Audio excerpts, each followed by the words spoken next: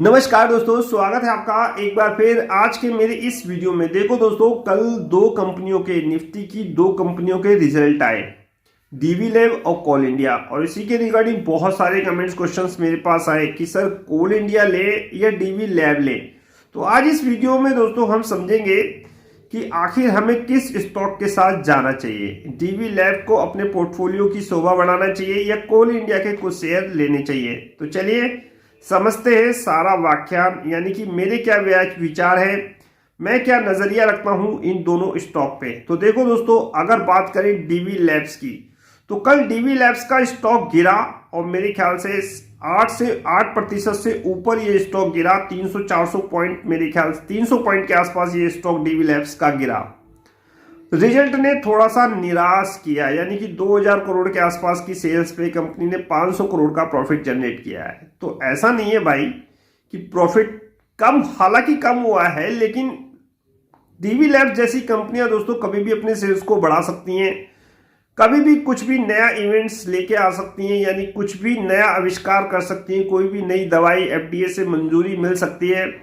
तो इसके रिगार्डिंग मैं इसकी सेल्स आने वाले समय में और बढ़ती हुई देख रहा हूं। फार्मा का स्टॉक है, डिफेंसिव स्टॉक माना जाता है, तो डेफिनेटली मैंने इसके कुछ शेयर, जब ये गिरा तो मैंने इसके कुछ शेयर आपको स्क्रीनशॉट भी भेजा था, कुछ शेयर इसके बाय करे डीवी लैब्स के।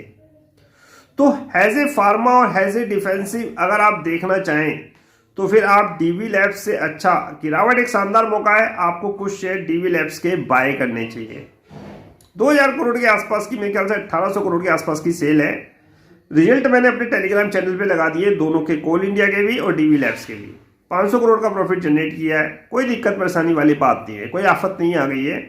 प्रॉफिट कम हुआ है, आगे फिर बढ़ जाएगा। लेकिन अगर आप इसको क्वार्टर हाफ ईयरली रिजल्ट देखेंगे जो अनऑडिट है, उसमें आप पाएंगे कि कंपनी की सेल्स भी बढ़ रही है, यानी कि कंपनी शानदार रिजल्ट पेश कर सकती है आने वाले एक साल के अंदर।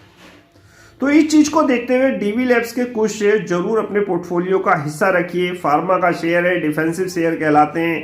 कोरोना के जिस प्रकार नए केसेस बढ़ रहे हैं, आने वाले समय में आपको पता ही है कि कोरोना के साथ ही रहना पड़ेगा, ये जाने वाला तो है नहीं। और मेरे ख्याल से डीवी लैब्स की एक दवाई भी आती है कोरोना के ऊपर। तो बहुत सारी चीजें हैं जिसको सोच समझकर मैंने डीवी लैब्स के थोड़े से स्टॉक अपने पोर्टफोलियो में लिए हैं, और आपको भी रिकमेंड किया था कि डीवी लैब्स ले सकते हो, जिसकी जितनी कैपिटल है, चाहे एक हो, चाहे दो शेयर लेने की कैपिटल हो, चाहे 3 हो, चाहे 5 हो, चाहे 10 हो।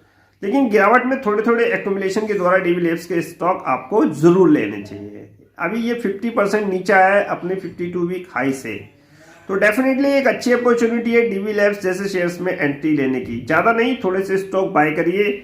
और साहब टारगेट इसके बहुत ऊपर है, लेकिन थोड़ा सा आपको धैर्य रखना पड़ेगा। तो डीवी लैब्स के ऊपर तो ये मेरे अपने खुद के पर्सनल विचार से, आप भी रिसर्च करिए, आप भी देखिए कि डीवी लैब्स क्या वाकई लेने लायक है या नहीं है। सारी चीजें मैंने आपको बता रखी हैं कि कैसे एक स्टॉक को आइडेंटिफाई किया जाता है लेने के लिए। रही बात कोल इंडिया की, साहब 28-30 करोड़ के आसपास, 28-30 हजार करोड़ के आसपास कंपनी ने सेल रेवेन्यू जनरेट किए, यानी कि सेल करी है।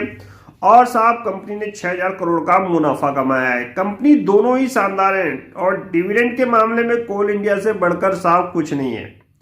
कोल इंडिया की बात करें दोस्तों, तो आने वाले समय में मुझे इसमें ग्रोथ कम दिखती है। हालांकि ऑक्शंस के द्वारा अभी हमारी जो फाइनेंस मिनिस्टर है निर्मला सीतारमण जी, उन्होंने काफी बोलियां मंगाई थी, कुछ टेंडर्स खोले थे कोल के, कोल्स माइंस के, बड़े बड़े लोगों ने उस टेंडर हासिल किए।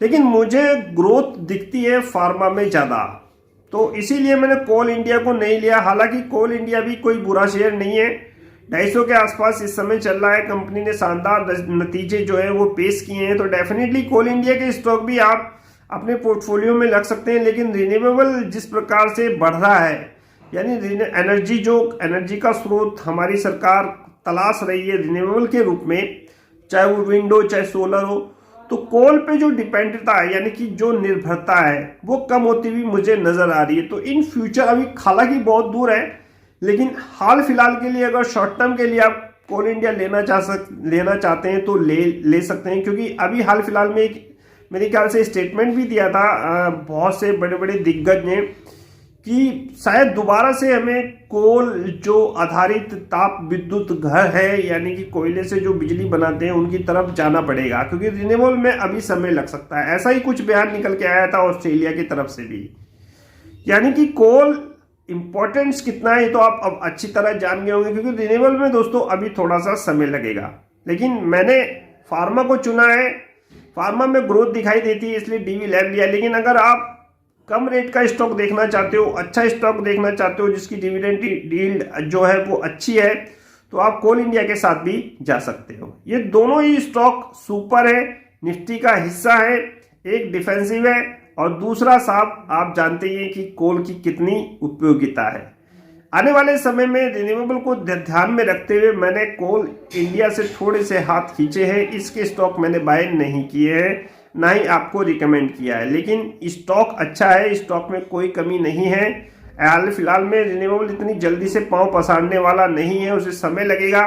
तो शॉर्ट टर्म के लिए आप कोल इंडिया को बाय कर सकते हो। टारगेट आप जानते ही हैं कि अभी हाल फिलहाल में ये 300 के ऊपर भी चला गया था, तो 280 के टारगेट के लिए कोल इंडिया आप बाय कर सकते हो। डिविडेंड तो आपको मिलेगा ही। ये दोनों स्टॉक पे मेरे अपने खुद के पर्सनल व्यूज हैं। आप भी रिसर्च करिए, आप भी छानबीन करिए और फिर आप सोच समझ के ही इस बाजार में और स्टॉक में या कंपनी में निवेश करिए। साथ में मुझे आज्ञा दीजिए, आज का वीडियो समाप्त करने की। नेक्स्ट वीडियो में नए अपडेट के साथ होगी मुलाकात, तब तक इंतजार। फाइनली नमस्कार।